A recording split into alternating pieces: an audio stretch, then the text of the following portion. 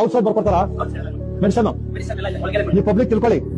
ಇಲ್ಲಿ ಯಾರೇ ಗೌರ್ಮೆಂಟ್ ಆಸ್ಪತ್ರೆಗೆ ಬಂದ್ರು ಪ್ಲೀಸ್ ಹೈಲೈಟ್ ಆಗಿ, ಯಾರೇ ಗೌರ್ಮೆಂಟ್ ಆಸ್ಪತ್ರೆ ಪೇಷಂಟ್ಸ್ ಬಂದ್ರು ಎಲ್ಲಾ ಮೆಡಿಸಿನ್ ಅವ್ರು ಕೊಡ್ಬೇಕು.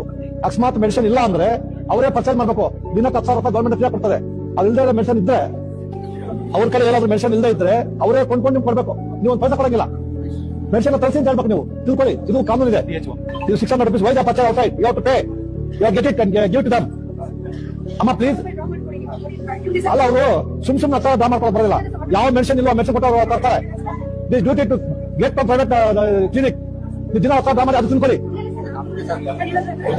ನಾವ್ ಹೇಳ್ತಾ ನಿಮ್ಗೆ ಅರ್ಥ ಆಗಿದೆಯಾ? ನಿಮ್ಗೆ ಯಾವಾಗ ಗೊತ್ತಿದೆ ಒಳ್ಳೆ ಡಾಕ್ಟರ್ಗೆ ಪರ್ ಡೇ 10,000 rupees ಬರುತ್ತೆ ನಿಮ್ ಗೌರ್ಮೆಂಟ್ ಇಂದ, ಗೊತ್ತಿರಲಿಲ್ಲ.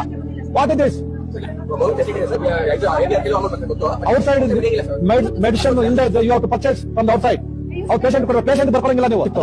ದಯವಿಟ್ಟು ನಾನೆಲ್ಲ ನಿಮ್ಮ ಸಾರ್ವಜನಿಕ ವಿನಂತಿ ಮಾಡ್ತೀನಿ, ನೀವು ಮೆಡಿಸಿನ್ ಬರ್ಕೊಟ್ರೆ ನಿಮ್ಮಲ್ಲಿ ಮೆಡಿಸಿನ್ ಇಲ್ಲ ಬರ್ಕೊಡಿ.